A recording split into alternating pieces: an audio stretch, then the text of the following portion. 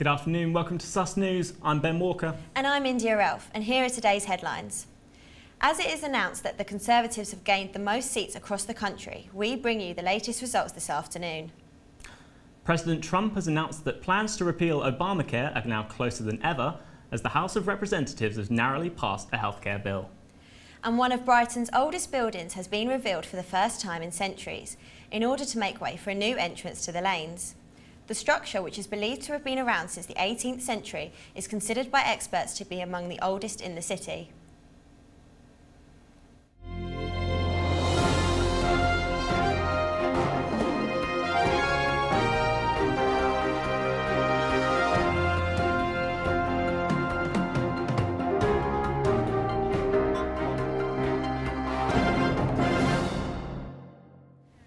President Trump is a step closer to repealing Obamacare after a vote in the House of Representatives passed the healthcare bill yesterday. Concerns about whether the bill has been properly assessed have already been raised. Mr. Trump has previously described Obamacare as a catastrophe, while calling the new bill a great plan that will get even better. Our reporter, Henry Bailey, has more. Trump declared the end of Obamacare yesterday after Republicans voted on the decision to scrap the Affordable Care Act. This could leave millions of Americans uninsured. The bill passed with 217 to 213 votes, marking a narrow victory for Trump and a step towards his promise to replace the 2010 law put in place by Obama.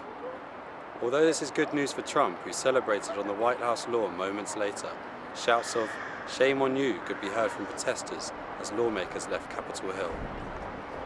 Trump has said that he thinks Obamacare is a catastrophe and describes it as being dead, whilst he describes the new bill as a great plan that will bring premiums down.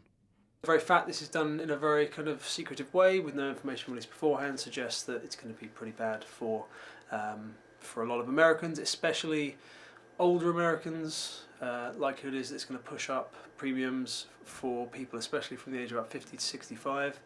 And it also wants to remove lots of pre-existing conditions, which was an integral part of Obamacare, was making it impossible for a medical insurer or health insurer to say, we won't cover you because of a pre-existing condition. Democrats have voiced their opinion on the vote, including Hillary Clinton, who tweeted, "A shameful failure of policy and morality by GOP today. Fight back on behalf of the millions of families that will be hurt by their actions."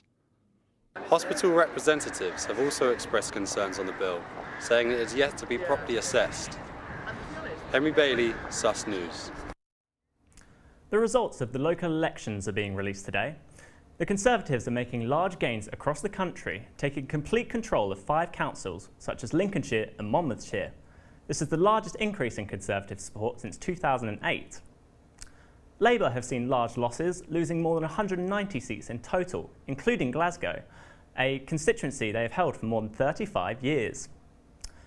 UKIP have secured just 1 seat thus far in Lancashire.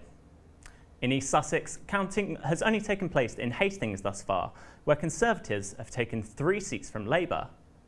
This is around a 6% swing from Labour to Tory, with Labour holding 4 seats and the Tories holding 1 and gaining a further 3. A building dating back to the 18th century in Brighton has been revealed after a building in front was knocked down brick by brick to make way for a new lane. Timpson's in North Street, which has been coming down for 2 weeks, is a part of plans to redevelop the area, which promises to bring a host of new stores from the country's finest retailers to Brighton. Our reporter, Naomi Davis, has more. Timpson's Locksmith on North Street has been demolished in order to reveal Pudgett's Cottage, a building that dates back to the 1700s. The developers have been carefully taking it down for weeks now in order to make way for the new Hannington Lane. This will be a new entrance to the popular and historic South Lanes. But I'm really looking forward to it. I'm really quite excited because I've lived in Brighton all my life and I didn't even know of its existence, so I'm really pleased. Adjacent to the development lie 6 empty shops, a stark contrast. The project developers have promised they plan to renovate these and fill these stores and have not given any more details. Naomi Davison reporting for Sus News. A man has been given a life sentence for sexual offences against 3 women at Lewes Crown Court. Dashar Afrin, a delivery driver from Goring, was sentenced on Wednesday after being convicted following a 9-day trial on 5 courts, 2 of which were rape and 3 of which were sexual assault. The judge has sentenced the man to life imprisonment, where he will have to serve a sentence of 10 years before he will be eligible for parole, and he will also be registered sex offender for life. At his trial, he pleaded not guilty, forcing all 3 of his victims to attend court and give evidence via a video link. The judge warned that Afrin was dangerous and a great risk to women. A recent report by consumer group Which has found that Brighton and Hove has the slowest internet speeds in the country. The city's 4G connection was found to lag behind countries such as Estonia and Peru.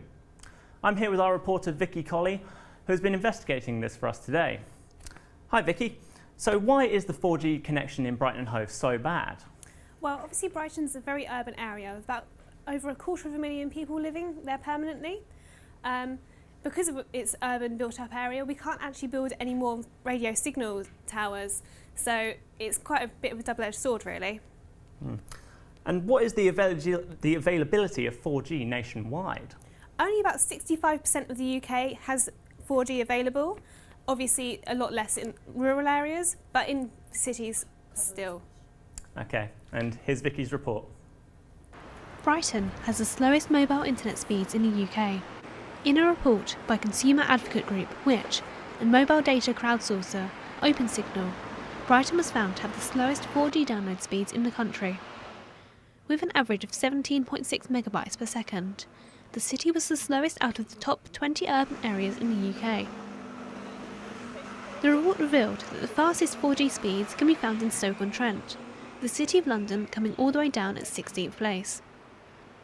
Which are calling for the government to work with Ofcom and mobile phone providers to improve signal performance for all users, in both urban and rural areas. This is Vicky Colley, reporting for Sus News. Today marks the opening day of the Brighton Fringe, England's largest art festival. Taking place for 4 weeks every May, the Fringe has been a large part of Brighton Festival since 1967. Hundreds gathered last night to witness a free firework display, acting as a celebratory opening to the event in St Peter's Church. In 2016, over 932 individual events were scheduled across the city, as well as a multitude of vast art performances. This year, however, this has grown to a record-breaking 1,000. A recent study has found illegal amounts of inorganic arsenic present in baby rice products in the UK. Almost 3/4 of rice cakes and other rice-based foods aimed at babies were found to contain the substance. Findings have been linked to health problems, including physical and mental development, as well as cancer. Our reporter, Becky Waldron, sent us this report. According to a recent study for the Institute for Global Food Security, it has been found that nearly 75% of baby rice products marketed for children in the UK contain an illegal level of inorganic arsenic. The study authors at Queen's University, Belfast, says this could cause health implications for children eating the baby cereals and rice cakes, which are very popular with parents and used widely during weaning. Rice contains about 10 times more inorganic arsenic than other foods, and consumption can impair a baby's physical and mental development, causing heart disease, diabetes and nervous system damage. No, I didn't realise that, but yeah, that is quite shocking to know that is the case. But yeah, as I say, he never really had any baby rice. He was more on like kind of, not even baby porridge, just like normal porridge and wheat bits. Given the sort of publicity that a lot of the baby ranges have got now, being sort of wholly organic and.